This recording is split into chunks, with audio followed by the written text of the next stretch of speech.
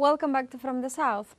The Yemeni army launched an attack against the main airport of Israel in solidarity with the Palestinian people and after receiving strikes by U.S. weaponry against its civilians and military infrastructure. After the strike to the Ben-Gurion International Airport, conducted using a hypersonic ballistic missile, the Yemeni Houthis assure they will continue attacking Tel Aviv until the end of the Zionist aggression against the Gaza Strip. In this context, the Yemenis also confirm an action with drones and missiles against the U.S. aircraft carrier and several warships of the enemy army in the Red Sea. Tensions in the region have further escalated amid continued Israeli violations of the ceasefire and U.S. support for the occupation and displacement of the Palestinian territories.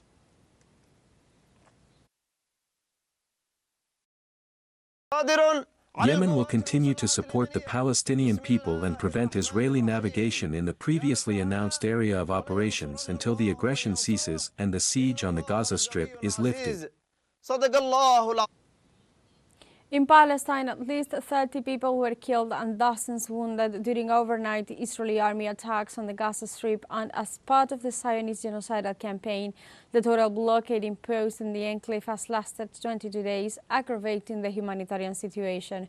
Wafa news agency reported that 3 citizens were killed and others were wounded when occupation forces shelled a vehicle east of Khan Yunis. On the same day, an Israeli airstrike on displaced persons killed 2 citizens in the Tal al-Sultan neighborhood west of Rafah. Since Tuesday morning, the Israeli occupation has resumed its genocidal aggression in the Gaza Strip, which as of Thursday night had caused approximately 600 martyrs and more than 1,000 wounded, most of whom are children, women and the elderly.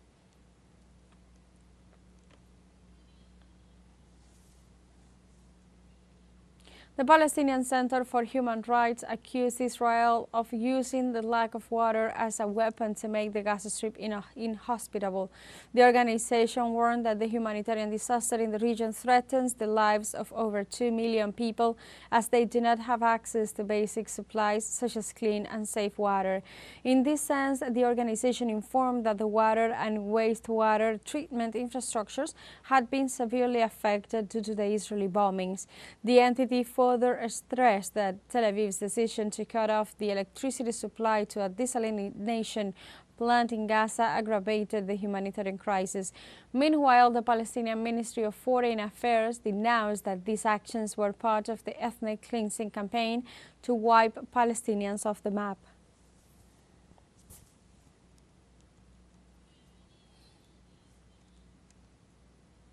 France, Germany and the United Kingdom expressed their concern over renewed Israeli attacks on Gaza and called for an immediate return to the truce. The 3 countries urged Israel to fully respect international law and allow immediate humanitarian access to the Gaza Strip. In a joint statement, they stressed that the resumption of Israeli attacks is a dramatic setback for the people of Gaza, the hostages, their families and the entire region. On the other hand, on the statement it was emphasized that the civilian population has the right to have peace and security, stressing that the conflict cannot be resolved by military means, as this will only lead to the death of more Palestinian civilians and Israeli hostages.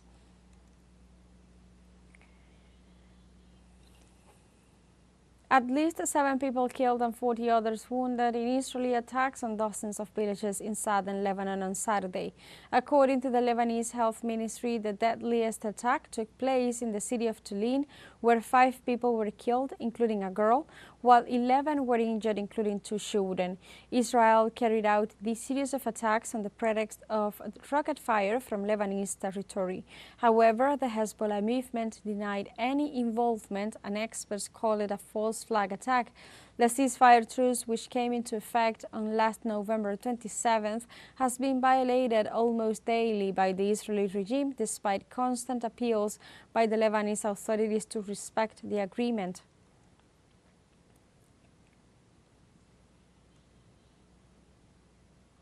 Dozens of people mobilized in Israel in rejection of the mishandling of the hostage crisis by the Netanyahu's government. Demonstrators gathered outside of the Prime Minister's residence in Jerusalem to manifest their disagreement with the measures implemented by the cabinet.